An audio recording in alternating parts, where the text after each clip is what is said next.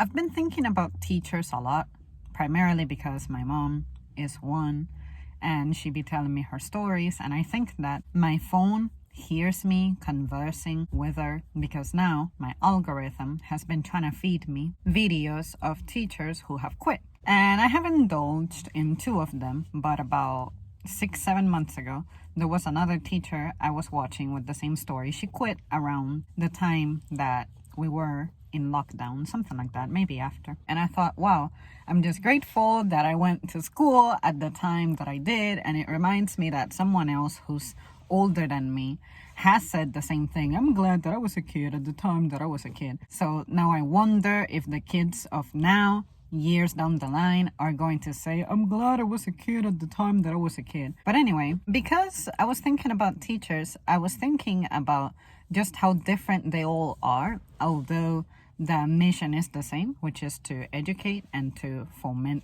growth and curiosity and stuff like that. So then it got me thinking about all of my teachers, many who I could remember, and they all have a profile. There's the teacher who seems to be best friends with everybody. Like, not a single damn person has a bad thing to say. They're always upbeat. You never have a bad time with them. They're funny. And they seem to have mercy on your soul when it comes to test grades and homework amount. Then there's that one teacher who is the absolute contrary. Nobody has a nice thing to say. Always looking salty. Always everybody saying they dread her class. And the tests seem to be particularly stupidly difficult, and she'll get argumentative. And the reason I say this is a she is because I have an exact face in my mind as I say this. And the first teacher I just described, that was a he. So, not trying to throw any shade, it was just a way of things. Then there's the teacher who has like a very maternal instinct. This is the one that people just talk to when they're feeling down, and you know that she'll have something great to say to you to be incredibly uplifting. This is the person who probably knows a lot about students' personal lives. They can really read you well. For me, I want to say that's probably my first or second favorite kind of teacher. The other kind of teacher that I prefer is the one who is very focused, serious. It's not that they don't have a personality. It's not that you cannot play with them or joke with them or anything like that. It's just that they're there for the business. They're there to do business. And that's kind of the inclination that I am. I'm there to be a student. I'm there to learn. I'm not going to be a clown. So this teacher, they don't care about pleasing you. They care about your success, but only if you help yourself, if you demonstrate that you're interested in achieving such a thing, such a goal. And then there's that one teacher who, for some reason, it seems like this teacher just knows everybody on a personal level, and there's some students that they're closer to, maybe because they know the parents, or maybe because they happen to be a member of the same church, just anything at all. And sometimes I used to be like, how is it that this is your first time teaching this kid and you just know so much crap about them? And then there's the teacher who can really lecture the fuck out of you. This is the teacher who they teach whilst telling you a really long story pertaining to the topic and how it connects to other things. This is the rambler, but this is the productive rambler. It's not like they're rambling about nothing.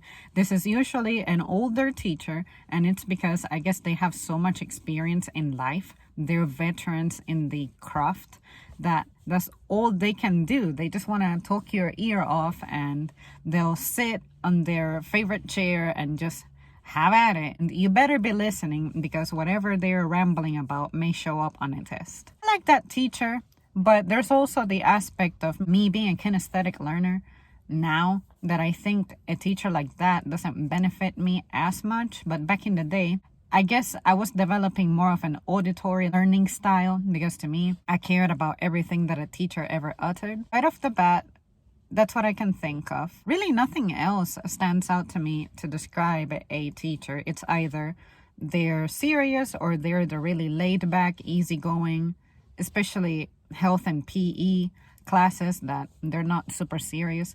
I had great health and PE teachers. None of them gave me a hard time, and I cannot imagine them professionally having a hard time. Like administration really expecting much of them because they don't have a final exam. It's not like, oh my God, they ever had an admin come into their class. They literally didn't care. I have no recollection of a principal or assistant principal ever walking by or hanging out in any of those classes.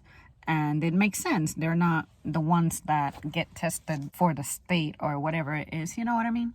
So yeah, guys, that's my opinion on types of teachers. Not at all inclusive, but these are immediately right off the bat based on my memories, how I can immediately classify types of teachers. You please generate your own list. And I know that with you guys, especially the older population who may tune in to me, you may have stories of the very strict teacher who maybe had a ruler that they would hit you with, or maybe they would have an object that they would allow to make a booming sound to attract your attention, something like that. I never had teachers quite like that strict, but I did have teachers who you could feel their authority, and their authority intimidated you into being completely just submissive and cooperative. That's the simplest way I can describe it.